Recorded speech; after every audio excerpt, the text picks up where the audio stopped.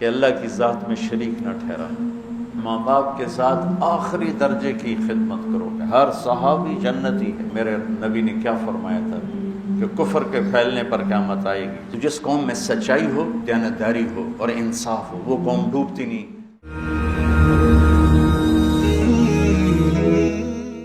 زندگی جو ہے نا احساسات کا نام ہے، اور احساسات پیسے سے، چیزوں سے اور عمارتوں سے، گاڑیوں سے نہ پروان چڑھتے ہیں نہ نیچے آتے۔ احساسات صرف رویوں سے پروان چڑھتے ہیں، رویوں سے ہی مر جاتے ہیں۔ اچھا والدین اولاد فرما برداری سے چل رہی ہو تو والدین عرشوں پہ ہوتے ہیں، اور ان کے سونے چاندی کے بیڈ روم، اور اولاد ان کو آنکھیں دکھائے گریبان پکڑے تو وہ تحت الثری میں پہنچے ہوتے ہیں۔ بیوی کو سونے میں تولا ہو اور اس سے باہر عورتوں سے تعلق ہو تو بیوی کہتی مر جاؤں تو اچھا ہے۔ کہ زندگی رویوں سے پروان چڑھتی ہے۔ یہاں زندگی بیان ہو رہی ہے۔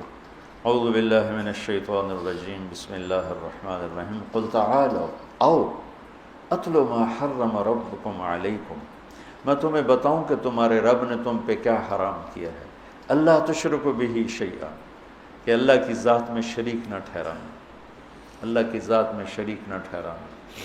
کل بھی میں نے عرض کیا تھا ایک دم کسی پہ مشرک کے فتوے لگانا یہ اچھا نہیں لگتا۔ تو پہلا ہے لا الہ الا اللہ، لا کی تلوار سے پوری مخلوق کو اڑا دو اور صرف اللہ کے آگے سر جھکا دو۔ تو بندگی کی ایک آیت ہے اللہ تشرکوا بہ شیئا، صرف ایک آیت، جو لا کہا وہ لا ہوا، لو لا بھی اس میں لا ہوا، جز لا ہوا، کل لا ہوا، پھر کیا ہوا، اللہ ہوا۔ دوسرا کیا ہے؟ وبالوالدین احسانا، کہ ماں باپ کے ساتھ آخری درجے کی خدمت کرو، آخری درجے کی، آخری حد تک کی خدمت کرو ماں باپ کی، ان کی دعا لو۔ ان تلد الامۃ ربتہا، قیامت کی نشانی کیا ہے؟ کہ بیٹیاں ماؤں سے نوکرانی جیسے سلوک کرنے لگ جائیں۔ ایک صحابی سکرات میں تھے تو ان کی بیگم کا پیغام آیا کہ کلمہ نہیں پڑھا جا رہا۔ بہت پریشان کہ صحابی ہو کہ کلمہ نہیں پڑھا جا رہا، کلن وعد اللہ الحسنی، کہ ہر صحابی جنتی ہے۔ تو آپ تشریف لائے اور کہا بیٹا کلمہ پڑھو، کہا جی پڑھا نہیں جاتا، بول رہے ہیں لیکن کلمہ نہیں پڑھا جاتا۔ آپ نے فوراً پوچھا والدین میں کون زندہ ہے؟ کہا جی ماں زندہ ہے۔ راضیہ ناراض ہے؟ کہ جی ناراض ہے۔ ہم نے ان کو فوراً بلوایا، وہ تشریف لائیں تو آپ نے فرمایا تم اپنے بیٹے پہ ناراض ہو؟ علقمہ ان کا نام، علقمہ پہ ناراض ہو؟ کہ جی ناراض ہو۔ کیا ناراضگی ہے؟ غور سے سننا۔ یا رسول اللہ بہت نیک بچہ ہے، دین کی کوئی ناراضگی نہیں، راتوں کو اٹھتا ہے، نماز پڑھتا ہے، قرآن پڑھتا ہے، دن میں روزہ رکھتا ہے، لیکن جب مجھ سے بات کرتا ہے تو بدتمیز ہو کے کرتا ہے۔ بس اس سے میرا دل ٹوٹ گیا۔ زبان کی شدت، زبان کی شدت، زبان کی سختی۔ آج کل تو اولادیں ماں باپ کو مار رہی ہیں، پٹائیاں کر رہی ہیں، ہمارے دیہاتوں میں تو عام ہے۔ باپ کو بھی بات کرتے ہیں تو گالی دے کر بات کرتے ہیں، ماں سے بات کرتے ہیں گالی دے کر بات کرتے ہیں۔ اور میرے نبی نے کیا فرمایا تھا کہ کفر کے پھیلنے پر قیامت آئے گی، جب دنیا میں کوئی انسان مسلمان نہیں ہوگا قیامت آئے گی، لیکن میرے نبی نے فرمایا جب ماؤں کو ذلیل کیا جائے گا قیامت آ جائے گی۔ کہا یا رسول اللہ مجھے اس کے دین کا گلہ نہیں، مجھے اس کے اخلاق کا گلہ ہے، مجھ سے بات کرتا ہے تو بدتمیز ہو کے کرتا، تو میرا دل ٹوٹ گیا۔ تو آپ نے فرمایا معاف کرو گی؟ کہ میرا جی نہیں چاہتا۔ آپ نے فرمایا میں آگ لگا دوں سفارش کرو گی؟ کہا نہیں اتنا تو نہیں چاہتا۔ کہ تو نے معاف نہ کیا تو سیدھا اللہ کی آگ میں جائے گا۔ کہا اچھا یا رسول اللہ میں معاف کرتا ہوں۔ آپ نے کہا کہو لا الہ الا اللہ، تو نے لا الہ الا اللہ کا ہر جان نکل گئی۔ پھر آپ نے ان کے جنازے میں شرکت فرمائی اور ان کے تدفین میں شرکت فرمائی، اور دفن کے بعد فرمایا سنو جس نے ماں باپ کو دکھ دیا اس پہ اللہ کی لعنت، اس پہ فرشتوں کی لعنت، اس پہ زمین آسمان کی لعنت، نہ ان کی نماز قبول ہے، نہ روزہ قبول ہے، نہ صدقہ قبول ہے۔ تو بالوالدین احسانا، کہ والدین کے احسان کیا ہوتا ہے؟ کسی عمل کو اعلیٰ سے اعلیٰ درجے پر کرنا، اس کا نام عربی میں احسان ہے۔ ہماری اردو میں احسان اور معنی میں آتا ہے۔ وَلَا تَقْتُلُوا أَوْلَادَكُم مِّنْ إِمْلَاقٍ نَحْنُ نَرْزُقُكُمْ وَإِيَّاهُمْ، اپنی اولاد کو بھوک کی وجہ سے قتل مت کرو، ہم تمہیں بھی دیں گے اور ان کو بھی دیں گے۔ سورہ بنی اسرائیل میں یہی آیت ہے، لا تقتلوا اولادکم خشیۃ املاق نحن نرزقهم وإیاکم، یہاں ہے لا تقتلوا اولادکم من املاق نحن نرزقکم وإیاہم۔ یہ قرآن کی خوبصورتی ہے، یہ قرآن کا حسن ہے، یہ قرآن کا جمال ہے، سبحان اللہ۔ سورہ یاسین میں جاء من اقصى المدینۃ رجل یسعی، اور سورہ قصص میں جاء رجل من اقصى المدینۃ یسعی، ایک ہی جملہ ہے، ایک جگہ رجل کو پہلے، ایک جگہ رجل کو بعد میں، سبحان اللہ۔ اذ ارسلنا الیہم اثنین فکذبوہما فعززناہم بثالث، وہ تین جو انبیاء آئے تھے ان کو لوگوں نے جھٹلایا، تو ایک آدمی ان کی مدد، حبیب نجار، ان کی مدد کے لیے دوڑتا ہوا آیا۔ یہ نہ کوئی یہاں موت کا مسئلہ ہے، نہ زندگی کا مسئلہ ہے، تائید اور تردید کا مسئلہ ہے۔ قوم رد کر چکی ہے، وہ چاہتا ہے کہ ان کی تائید ہو، تو یہاں رجل آخر میں ہے۔ موسیٰ علیہ السلام ایک آدمی کو قتل کر چکے ہیں، اور ایک آدمی، وہ خبر پہنچ چکی ہے، وہاں فیصلہ ہو چکا ہے اسے قتل کیا جائے، تو ایک آدمی وہاں سے دوڑ لگاتا ہوا آتا ہے، آ کے یہ بتانے کے لیے موسیٰ ان الملأ یأتمرون بک، تیرے تو وہاں قتل کے مشورے ہو رہے ہیں، بھاگ جا۔ تو یہاں آنے والے کی جو اہمیت ہے وہ بہت زیادہ ہے، کو ایک زندگی موت کا بن رہا ہے مسئلہ، تو یہاں رجل کو پہلے ذکر کیا، وہاں تائید اور تردید کا مسئلہ ہے، وہاں رجل کو بعد میں ذکر کیا۔ یہ قرآن کی خوبصورتی ہے کہ لفظ کو آگے اور پیچھے کرنے سے اس میں حسن پیدا کر دیتا ہے، معانی بدل دیتا ہے، سبحان اللہ۔ تو یہاں ہے من املاق، تو آگے ہم تمہیں بھی دیں گے انہیں بھی دیں گے۔ یہاں صورتحال یہ ہے کہ والدین فقیر ہیں پہلے سے، وہ کہہ رہے ہیں کہ بچہ پیدا ہوگا تو وہ کھائے گا کہاں سے، تو اللہ تعالیٰ ان کو کہہ رہے ہیں تم اپنے فقر کا ڈر نہ کرو، تمہیں بھی دوں گا اور اس آنے والے کو بھی دوں گا۔ وہاں سورہ بنی اسرائیل میں والدین فقیر نہیں، کھاتے پیتے ہیں، لیکن ان کو ڈر ہے کہ بچہ آئے گا تو روٹی کا بوجھ بڑھے گا، پھر روٹی کہاں سے آئے گی، پھر پوری کہاں سے ہوگی، تو اللہ تعالیٰ نے وہاں کر دیا خشیۃ املاق، کہ تم کھا پی رہا ہے پر ڈر لگا ہوا ہے، تو اللہ نے وہاں بچوں کو پہلے کر دیا کہ آنے والے کو بھی دوں گا، تمہیں بھی دوں گا۔ یہ قرآن کی خوبصورتی ہے۔ تو اللہ تعالیٰ فرما رہا ہے کہ آج کل کی منصوبہ بندی، اس سے کل بھی میں نے بتایا تھا، پھر دوہرا رہا ہوں، کم بچے خوشحال کرانا ہے نہیں، نیک بچے خوشحال کرانا، چھوٹا خاندان زندگی آسان نہیں، نیک خاندان زندگی آسان۔ ہماری ایک چاچی تھیں، وہ ہماری فیملی کی اس نسل میں تھیں جہاں عورتیں بانجھ ہوتی ہیں، یا اولاد ہوتی نہیں، یا زیادہ زیادہ دو، تو اس کے قدرتی دو ہوئے، ایک بیٹا ایک بیٹی، بیٹی کی بھی شادی ہو گئی، بیٹے کی بھی شادی ہو گئی، چاچی پہ چھو کر لی آنکھیں، شالہ کسے دے دو نومن، شالہ کسے دے دو نومن، کیا وہ دیواروں سے بات کرے یا نوکرانیوں سے بات کرے، کس سے بات کرے، کوئی بات کرنے میں 8-7 منٹ، کوئی اگو، کوئی پچھوں، کوئی کھبے، کوئی سچ، کوئی روندا پہ ہے، کوئی ہنسدا پہ ہے، کوئی لڑدا پہ ہے، تو ماں باپ بھی مشغول ہوتے ہیں، اور دو بچے دو ہی اچھے، ارے بھائی بچے نیک اچھے 2 ہوں 10 ہوں، نیک ہیں تو شکر ہے اللہ کا، اور بدکار ہوں، ایک ہی ہو بدکار ہو تو کیا کرو گے، ساری زندگی روتے رہو، پیٹتے رہو۔ تو آج کے ماحول میں یہ اس کی یہ صورت بنی ہوئی ہے۔ رزق کا تعلق آبادی سے نہیں ہے، جو گھٹ بڑھ رہا ہے آبادی کی وجہ سے نہیں، سود، جھوٹ، ذخیرہ اندوزی، سٹے بازی، ہیرا پھیری، 2 نمبری، اس سے لوگوں میں فقر ہے، آبادی کی وجہ سے فقر نہیں ہے، یہ ظالم انسانوں کی وجہ سے طاری کردہ فقر ہے۔ اگر دیانتدار ہوں، بازاروں میں دیانت ہو، سچائی ہو، سٹا نہ ہو، جوا نہ ہو، سٹاک نہ ہو، تو سب کے چولہے جلیں گے۔ مدت سے لگ رہی تھی لب بام ٹک ٹکی، تھک تھک کے گر گئی نگہ انتظار آج۔ وہ اکھیاں تھک کے واپس آ جائیں گی، نہ سچا ملے گا، نہ دیانتدار ملے گا، نہ منصف ملے گا، ظلم و ستم سے بھرا ہوا۔ اسلام کے باوجود جو ذلت ہے تو اس کی 3 وجہ ہیں۔ ہم جھوٹ بولتے ہیں، ہم ظلم کرتے ہیں، ہم دھوکہ دیتے ہیں۔ اور جو قوم سچ بولے اور دیانتدار ہو اور انصاف کرے، وہ کافر بھی ہوگی تو اللہ ان کو عزت دے گا، اور مسلمان ہوں گے تو دونوں جہان کی عزت پائیں گے، کافر ہوں گے تو اس جہان کی عزت پائیں گے، آگے تو ایمان پہ فیصلہ ہے۔ اور جس قوم میں جھوٹ ہو اور دھوکہ ہو اور ظلم ہو، اللہ انہیں ذلیل کرے گا، چاہے ساری قوم رات کو تہجد پڑھے دن میں روزہ رکھے۔ یہ اللہ کا ایک عالمی قانون ہے۔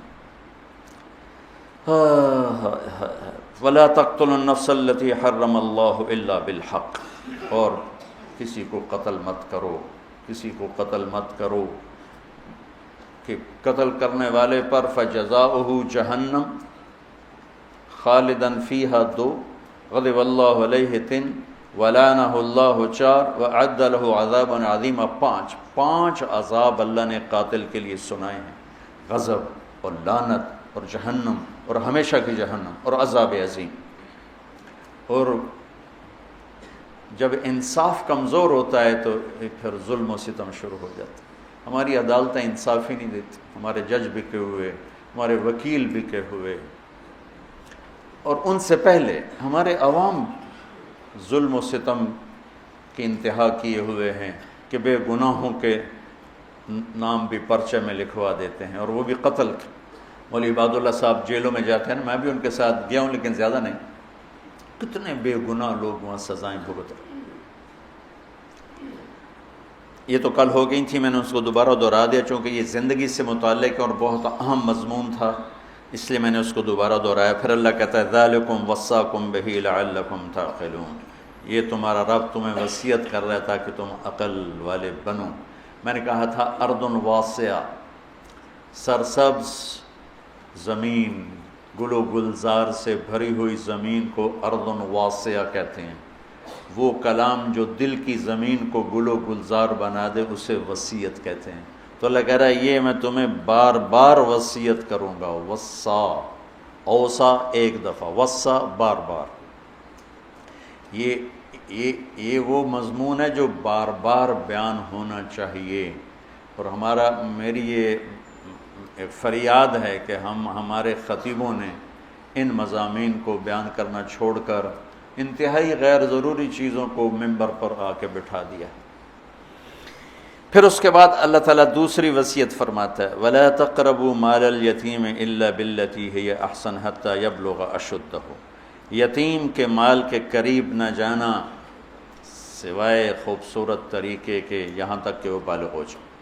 یہ یہاں یتیم کے مال کے قریب یہ اس معاشرت کا حکم ہے۔ اس زمانے میں جہاد ہو رہا تھا، شہادتیں ہوتی تھیں، جوان بچیاں بیوہ ہو جاتی تھیں، چھوٹے بچے یتیم ہو جاتے تھے، اور معاشرت اسلامی تھی، ان کی فوری شادی ہو جاتی تھی۔ تو شہید ہونے والا یا ویسی جوانی میں مر جانے والا، اس کی کوئی جائیداد ہوتی تھی، یہ شادی کرنے والا ان یتیم بچوں کا بھی کفیل بنتا تھا، اور اس کے باپ کی طرف سے جن کو جائیداد ملتی اس کا بھی کفیل بنتا تھا۔ تو عربوں میں یہ پہلے سے دستور تھا، تو وہ جو شادی کرتا تھا وہ بعض اوقات اس مال پہ قابض ہو جاتا تھا، جب اسلام نہیں تھا اس مال پہ قابض ہو جاتا تھا۔ تو اللہ تعالیٰ نے اسلام آیا تو اللہ نے خوبصورت کر کے اسے زندگی کا راستہ بتایا کہ اگر تجھے ضرورت ہے، یتیموں کی کفالت کے لیے پیسہ چاہیے، تجھے اپنی ضرورت کے لیے پیسہ چاہیے، تو ضرورت کے بقدر استعمال کر، باقی یتیم کا مال ہے، یتیم کے مال کو تو ہدیہ بھی نہیں دیا جا سکتا۔ جب میرے نبی مدینہ پہنچے تو آپ کو جگہ پسند آئی مسجد کے لیے، تو پتہ چلا وہ 2 یتیم بچوں کی تھی، اور اسعد بن زرارہ رضی اللہ تعالیٰ عنہ ان کے کفیل تھے۔ تو آپ نے ان کو بلا کر فرمایا کہ یہ زمین ہمیں چاہیے مسجد کے لیے۔ ان کا یا رسول اللہ ہم گفٹ کرتے ہیں مسجد کے لیے۔ کہا نہیں، یہ یتیم کا مال ہے، یہ گفٹ نہیں ہو سکتا۔ وہ بڑے ہوتے بالغ ہوتے پھر ٹھیک تھا، وہ بچے ہیں اور تم وکیل ہو، تم نہیں گفٹ کر سکتے۔ کہا اچھا یا رسول اللہ آپ قیمت لگوائیں، جتنی قیمت لگے گی اس سے کم پہ آپ کو دے دیں گے۔ آپ نے کہا ٹھیک ہے، تو اس کی قیمت لگوائی گئی 7 دینار، جو میرے نبی نے مسجد بنائی اس کی زمین کی قیمت لگی 7 دینار۔ تو اسد بن زرارہ نے عرض کیا تھا کہ ہم قیمت گھٹا دیں گے، تو آپ نے اس کو بلا کر فرمایا یہ بچوں کی زمین کی قیمت لگی ہے 7 دینار اور میں دے رہا ہوں 10 دینار۔ اوہ ہو، آج کل ایک اور بڑی بے حسی، مجھے اس پر یہ یاد آ گیا، کوئی بھائی پھنس جائے نا، نقصان ہو جاتا ہے، فراڈ ہو جاتا ہے، پھر وہ اپنا گھر بیچنے پہ آتا ہے یا پلاٹ بیچنے پہ آتا ہے یا دکان بیچنے پہ آتا ہے تو روپے کی چیز 4 آنے کی قیمت لگاتا ہے۔ اور مجھے ایک پراپرٹی ڈیلر کہنے لگا کہ جی مجھے فلاں بڑے تاجر کا فون آیا کہ کوئی مرغہ پھنسا نہیں۔ میں نے کہا کیا مطلب مرغہ پھنسا نہیں؟ کہا کہ کوئی ایسا آدمی جو مجبور ہو گیا ہو جائیداد بیچنے پر اور اس کو نقصان ہو چکا ہو، تو کوئی ایسا تو بتاؤ تاکہ ہم تھوڑے پیسوں پہ خرید لیں۔ تو قریب سے صبح کے سیر کر رہے تھے، ایک گھر کے قریب سے گزر گیا، جیسے یہ گھر والا ہے، اس کا گھر 24 کروڑ کا ہے، 6 کنال ہے اور اس کی قیمت لگ رہی ہے میکسیمم 18 کروڑ۔ چونکہ یہ پھنسا ہوا ہے، یہ گھر بیچ کے قرضے دینا چاہتا ہے اور سب کو پتہ ہے یہ بیچے بغیر رہ نہیں سکتا، تو 24 کروڑ کی چیز 18 کروڑ اس کا لگا رہے ہیں اور اس کو مرغہ کہہ رہے ہیں۔ کوئی مرغہ پھنسا تو نہیں۔ میں نے کہا اگر میں ہوتا تو میں 24 کروڑ کے 30 کروڑ دیتا، کہ 24 کروڑ سے اپنے قرضے اتارے اور اوپر والے 6 کروڑ سے اپنا کاروبار کرے۔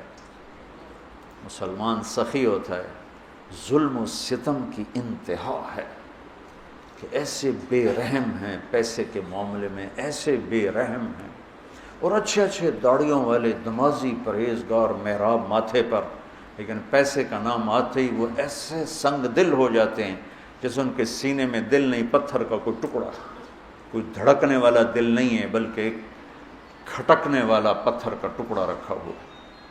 تو میرا اللہ مال کے خرچ کو یہاں ہمیں سکھا رہا ہے کہ مال کا خرچ احتیاط سے کرو، دیانتداری سے کرو، وَأَوْفُوا الْكَيْلَ وَالْمِيزَانَ بِالْقِسْطِ، اور ناپ تول میں کمی نہ کرو۔ قوم شعیب تباہ و برباد ہو گئی ناپ تول میں کمی کی وجہ سے۔ وَيْلٌ لِّلْمُطَفِّفِينَ الَّذِينَ إِذَا اكْتَالُوا عَلَى النَّاسِ يَسْتَوْفُونَ وَإِذَا كَالُوهُمْ أَوْ وَزَنُوهُمْ يُخْسِرُونَ أَلَا يَظُنُّ أُولَٰئِكَ أَنَّهُمْ مَبْعُوثُونَ لِيَوْمٍ عَظِيمٍ يَوْمَ يَقُومُ النَّاسُ لِرَبِّ الْعَالَمِينَ كَلَّا إِنَّ كِتَابَ الْفُجَّارِ لَفِي سِجِّينٍ۔ کتنی ڈانٹ آئی ہے یہ ناپ تول میں کمی کرنے والے، یہ جتنے کپڑے والے ہیں انہوں نے گز کو میٹر بنایا ہوا ہے، ہر پیمائش میں 3 انچ مار لیتے ہیں، ہر پیمائش میں 3 انچ۔ علامہ قرطبی کا ایک واقعہ تذکرہ میں کہ قرطبہ کے بازار میں صبح صبح ایک دکاندار اپنے ترازو کو توڑ رہا تھا، تو دائیں والے نے پوچھا بھائی کیوں توڑ رہے ہو؟ کہا بھائی بس میری توبہ میری توبہ، میں تو ڈر گیا ہوں کہ آج ہمارا پڑوسی مر رہا تھا اور ہم سب اس کو کلمہ پڑھا رہے تھے، وہ کہہ رہا تھا نہیں پڑھا جا رہا نہیں پڑھا جا رہا۔ ہم نے پوچھا کیوں نہیں پڑھا جا رہا؟ کہنے لگا میرے ترازو کا کانٹا میرے یہاں چبھا پڑا ہے، میرے ترازو کا کانٹا یہاں چبھا ہوا ہے، مجھ سے پڑھا نہیں جا رہا۔ وہ اس ڈنڈی مارنے پر اس نے کتنی دنیا بنائی ہوگی۔ ایک کپڑے کا تاجر 3 انچ مار لیتا ہے اگلے کے، کتنے انچ مار لے گا، اور جاتے ہوئے کلمے سے محروم ہو گیا تو کی لے کے مٹی تے سو لیتے گئے۔ میرا سارا بازار بددیانتی بددیانتی بددیانتی، اور اس میں کوئی تمیز نہیں، داڑھی والا بغیر داڑھی والا، نمازی بے نمازی، کوئی تمیز۔ پرانی بات ہے، ایک دکاندار کہنے لگا جی میں قرآن پڑھ رہا تھا، ایک گاہک آ گیا جی تسی قرآن پڑھ رہے ہو؟ میں کہا تہاڈے کول ہی سودا لے لواں۔ میں جی 16 روپے میٹر دا کپڑا 48 روپے میٹر انہوں بیچا۔ میں کہا چنگی تھوک لائیے، اس نے تیرے قرآن پہ اعتماد کیا، تو نے یہ ظلم کیا۔ تو جب معاملات آتے ہیں تو سب کا مذہب پیسہ بن جاتا ہے، اور اس طرح پھسلتے ہیں لوگ، اس طرح پھسلتے ہیں۔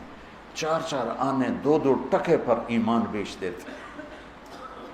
مسلمان کا سرمایہ ایمان ہے، مسلمان کا سرمایہ اس کی عزت ہے، اس کی آبرو ہے، اس کی غیرت ہے، اس کا ضمیر ہے، اس کی آخرت ہے.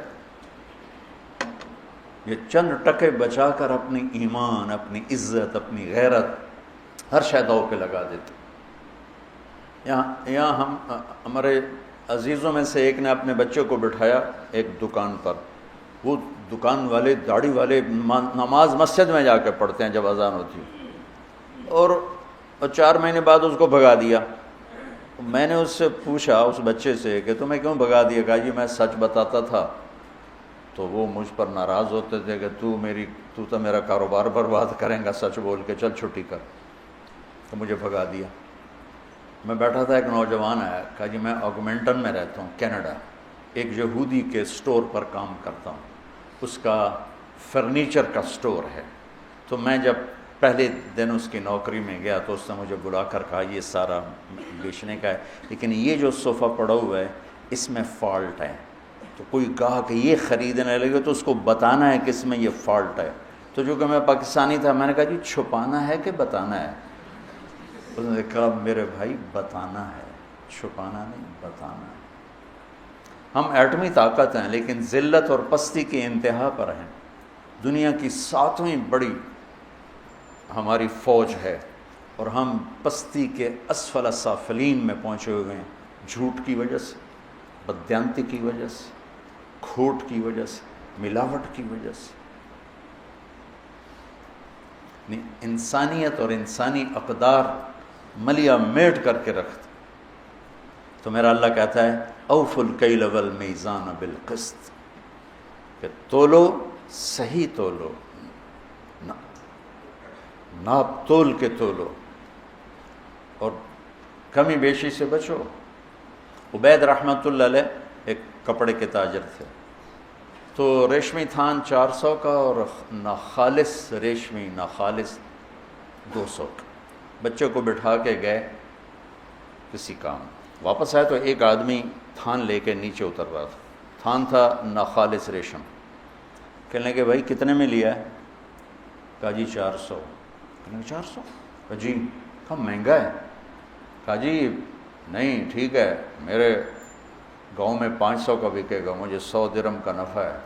کہا تو 300 اور کما سکتا ہے. کہا ابھی آپ کون ہو؟ کہا میں دکان کا مالک ہوں. ان کو ساتھ لے لی. بیٹے سے پوچھا یہ 400 کس لیے مانگا؟ بھول گئے تھے یا جان بوجھ کے؟ کہا میں نے 400 مانگا، اس نے دے دیا، شرعاً اب کوئی قباحت نہیں، اس نے مانگا. میں نے کہا بیٹا تجھے شرم نہ آئی مسلمان کو دھوکہ دیتے ہوئے؟ تجھے 200 پہ بھی نفع مل رہا تھا، 400 کیوں نہیں؟ تو اس کو 200 نکال کے دیے کہ بھائی یہ لے جا، 300 نفع بنا. جب یہ تجارت تھی تو جھنڈا پوری دنیا پہ لہراتا تھا. اب یورپ کی دکان پہ جاؤ، مال واپس کرو، خوشی سے لے لیں گے. یہاں لکھا ہوتا خریدا ہوا مال واپس نہیں ہوگا. میں نے کہا اگر کوئی یہاں کا تاجر ہوتا اور اس کا پتر 200 کی 400 میں بیچتا تھا، واہ میرا پتر تو تب پیو نو بھی کٹ گیا، ایلا 100 روپے، ایلا 100 روپے فلودہ کھا.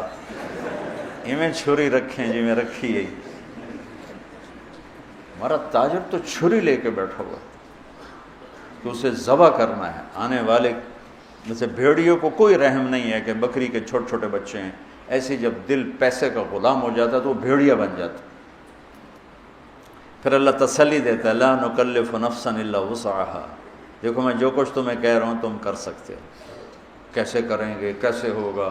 اللہ کہتا ہے میں نے کوئی ایک بات بھی تمہاری ہمت سے زیادہ نہیں سنائی. یہ آیت تسلی کے لیے. پیچھے بڑی بڑی ہمت والی باتیں آ رہی. نماز پڑھنے واسطے تو 1 لوٹا پانی چاہیے، 10 منٹ چاہیے، کیڑی قربانی ہے. سچ بولنے کے لیے پسینہ آ جائے گا، صحیح تولتے ہوئے پسینہ آ جائے گا، مال کا عیب بتاتے ہوئے خبر لگ جائے گی. وہ میں نے بیان کیا تو ایک ہمارا دوست ہے، اس کا شو روم ہے. تو ہماری جماعت گئی پشاور، اس کا بہت بڑا شو روم ہے. تو میں اس کو ملنے گیا تو وہ مجھے دکھا رہا تھا. تو ایک گاڑی کھڑی تھی ٹویوٹا، نہیں، کہنے لگا یہ گاڑی دیکھ رہا ہوں. کہا یہ 1 سال ہوا ہے نہیں بک رہی تمہاری وجہ سے۔ میں کہا میں تو آج تیرے شو روم سے آیا، میری وجہ تو کیوں؟ کہا تم نے ترغیب دی تھی سچ بولو، تو میں یہ گاڑی لگ گئی تھی جب اس کو ٹرک سے اتار رہے تھے، تو اس کو ٹھیک کر کے ہم نے لگا دیا ہے، جو آتا ہم کہتے ہیں لگی ہوئی وہ چھوڑ کے چلا جاتا ہے۔ میں نے کہا مجھے دے دو، میں خرید لیتا ہوں۔ اس وقت ٹویوٹا 5 لاکھ کی تھی۔ کہنے تمہیں جرمانہ کیوں ڈالوں، انشاءاللہ بک جائے گی، لیکن میں نے سوچا سچ ہی بولنا ہے، جھوٹ نہیں بولنا۔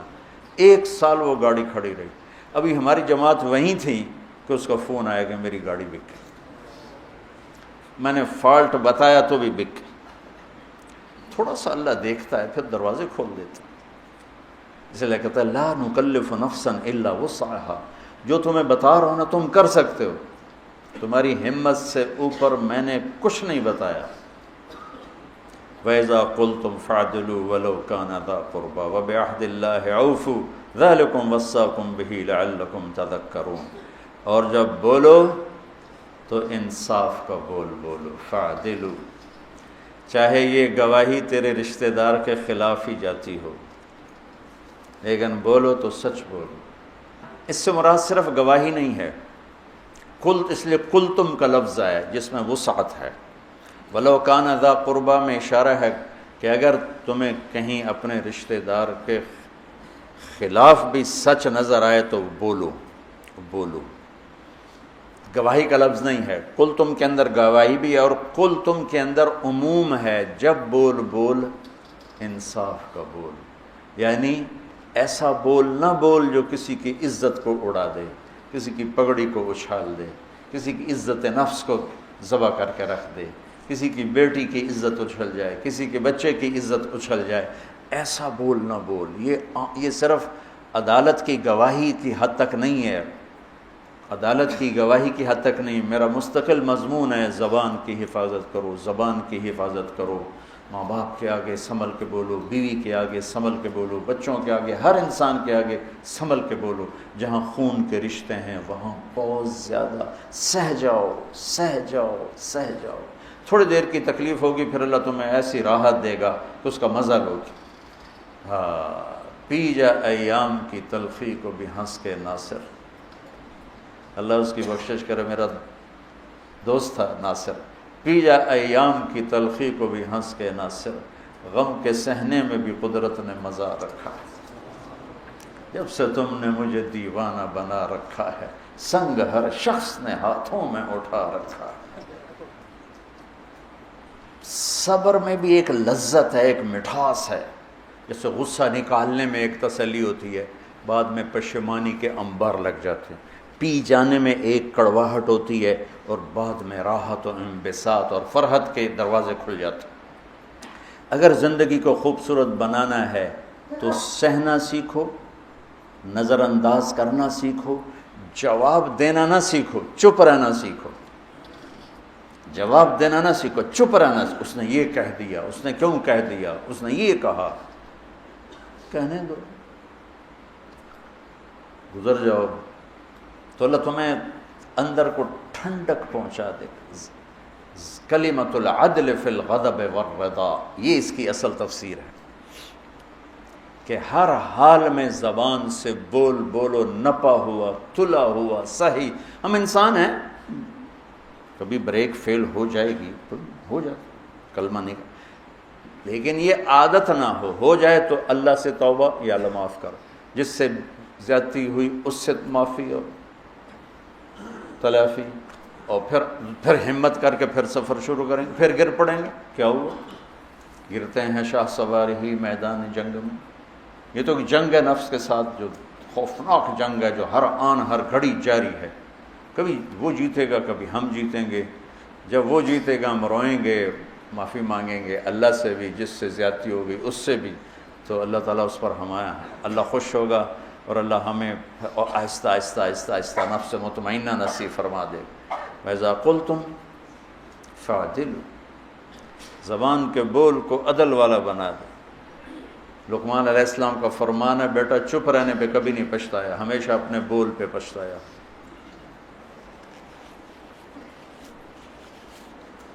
ابو دجانہ رضی اللہ تعالیٰ عنہ فرماتے ہیں، جو بدری صحابی، احد کے صحابی، حدیبیہ کے صحابی، سارے سفروں میں اللہ کے نبی کے ساتھ رہے، ایسے چند لوگ ہیں، 1.25 لاکھ صحابہ میں چند لوگ ہیں جو ہر سفر میں ساتھ رہے، اور یہ یمامہ کی جنگ میں شہید ہوئے، اور یہ فرماتے ہیں کہ لوگوں میرے پاس بخشش کا سب سے بڑا عمل یہ ہے کہ میں نے آج تک اپنی زبان سے کسی کو دکھ نہیں پہنچایا، اور میرے دل میں کسی کی نفرت نہیں ہے۔ سبحان اللہ، سوچو تو صحیح، ایک آدمی جنگ بدر میں شریک ہوتا ہے اور اللہ تعالیٰ ان کو کہتا ہے جاؤ جو مرضی کرو میں نے معاف کر دیا، تو وہ کہتے ہیں میں جنگ بدر میں شریک ہوں، میری بخشش کا سب سے بڑا عمل۔ وہ حدیبیہ میں شریک ہوا، لقد رضی اللہ عن المؤمنین، وہ کہتے ہیں میرا حدیبیہ کا عمل میری بخشش کا ہے کہ اللہ نے کہا میں راضی ہو گیا۔ وہ اور احد کی جنگ میں آپ نے تلوار اٹھائی ہے، کون لے گا تلوار؟ تو کئی لوگ کھڑے ہو گئے، آپ نے کہا اس کا حق کون ادا کرے گا؟ پھر سارے بیٹھ گئے، 3 آدمی کھڑے رہے، عمر، زبیر، ابو دجانہ رضی اللہ تعالیٰ عنہ۔ تو آپ نے وہ تلوار ابو دجانہ کو دی، تو زبیر رضی اللہ تعالیٰ عنہ کو خیال آیا کہ میں اس سے بڑا شاہ سوار ہوں، اور تھے بھی، اس میں کوئی شک نہیں، کوئی شک نہیں، 1000 پہ بھاری تھی، مجھے تلوار نہیں دی، اس کو کیوں دی ہے؟ کہ اللہ ارین ما یصنع، میں دیکھوں گا یہ کیا کرتا ہے۔ تو ابو دجانہ نے تلوار پکڑی اور سرخ پٹی باندھی، انا الذی عاہدنی خلیلی ونحن بالصفح لدى النخیل الا اقوم الدہر فی القیول واضرب بسیف اللہ ورسولی، آج میں دکھاؤں گا اللہ کے رسول کی تلوار کا حق کیسے ادا کیا جاتا ہے۔ سارے اشعار کا خلاصہ، اور ایک طرف سے جو حملہ کیا قریش کی صفوں کو چیرتے ہوئے پار نکل گئے، اور زبیر بھی پیچھے پیچھے، آگے عورتیں کھڑی تھیں، ہندا گانا گا رہی تھی، نحن بنات طارقی نمشی علی النمارق مشی القتل بوارق المسک فی المفارق والدر فی المخالق ان تقبلوا نعانقی او تدبروا نفارقی فراق غیر وامقی، یہ قریش کو ابھارنے کے لیے۔ جب ابو دجانہ بڑھے تو ساری عورتیں بھاگیں، اور ہندا پہ ایسا روب طاری ہوئی وہ بھاگ نہیں سکی، تو انہیں ایسے تلوار اٹھائی، اس کی چیخ نکلی، اور یوں اس کے سر پہ تلوار رکھ کے یوں واپس ہٹایا۔ پیچھے زبیر تھے، کہنے لگے یہ کیا کیا ہے؟ کہا میرے نبی کی تلوار ہے، عورت کے خون سے گندا کروں؟ نہیں، پھر واپس ہٹے، پھر حملہ کیا، اور پھر صفوں کو چیر دیا۔ آگے ایک ہاتھی جیسا نوجوان تھا ڈیل ڈول میں، زبیر کہنے لگے میری جی میں ہے، اس سے ٹکر لے تو پھر میں دیکھوں کتنے پانی میں۔ قدرتی آمنے سامنے ہو کے، اور ایسی زور کی دونوں میں ٹکر ہوئی کہ بہادری اور دلیری بھی آش آش کر اٹھی، اور دائیں بائیں کے لوگ متوجہ ہو گئے ان دونوں کی جنگ دیکھنے کے لیے، تھوڑی دیر کے لیے رک گئے۔ ایسی خوبصورت ان کی جنگ اور دلیری اور بہادری کے، رک گئے ایک دفعہ قدم، اس نے وار کیا، ابو دجانہ کی ڈھال ٹوٹ گئی اور اس کے کندھے کو زخمی کر دیا۔ ابو دجانہ نے وار کیا، اس کی ڈھال توڑ کے تلوار یہاں لگی، 2 ٹکڑوں میں چیر کے پھینک دیا یوں، اور پھر چہرے سے ٹوپی ہٹا کر کہا ماذا ترى انا ابو دجانہ، کیا دیکھتے ہو؟ میں ہوں ابو دجانہ۔ یہ بندہ اتنے بڑے بڑے فضائل والا ان باتوں کی بجائے کہتا ہے کہ میری بخشش کا سب سے بڑا عمل یہ ہے کہ میں نے آج تک اپنی زبان سے کسی کو دکھ نہیں پہنچایا، اور میرے دل میں کسی کے بارے میں بغض نہیں ہے۔ میرے بچوں، اپنے دل کو بغض سے پاک کرو۔ مولویوں کے دل میں بغض زیادہ ہوتا ہے، پتہ نہیں کیوں ہوتا، اس لیے کہ وہ قانون ہی پڑھتے رہتے ہیں، محبت کا سبق نہیں پڑھتے، فقہ ہی پڑھتے رہتے ہیں، وہ پھر غصے میں ہی ہو جاتے۔ ہمارے خواجہ غلام فرید سرائکی کے بادشاہ ہیں، وہ فرماتے ہیں سکھ ریت روش منصوری نو ہن ٹھپ رکھ کنز کدوری نو، ہادی نہ سمجھ ہدایہ کافی نہ سمجھ کفایہ، کافیہ بڑی مشہور کتاب ہے، تو وزن شعر کی وجہ سے اس کو بدلا ہے۔ ہادی نہ سمجھ ہدایہ، کافی نہ سمجھ کفایہ، کر پرز شرع وقایا، ایو دل قرآن کتاب ہے۔ چونکہ قرآن سے نہیں جڑتے نا ہم، اور سیرت سے نہیں جڑتے، تو دل کی دنیا خشک سی ہو جاتی ہے، جیسے زمین پانی کے بغیر خشک ہو جاتی ہے، ایسی دل کی دنیا خشک ہو جاتی ہے۔ ساری امت کی خشک ہوئی پڑی ہو، تم سارے مولوی بیٹھے ہو اس لیے میں تمہارے سامنے یہ کہہ دیا، ورنہ سب کا یہی حال ہے، غصے سے بھرے ہوئے، بغض سے بھرے ہوئے، برداشت نام کی شے کوئی نہیں۔ محبت کرنا سیکھو، محبت دینا سیکھو، حسن ظن سیکھو، نفرت سے دلوں کو پاک کرو، دل آزاری سے زبان کو پاک کرو۔ وَبِعَهْدِ اللَّهِ عَوْفُوا، اور اللہ سے کیے ہوئے عہد و پیمان کو نبھاؤ، اللہ سے کیے ہوئے عہد و پیمان کو نبھاؤ۔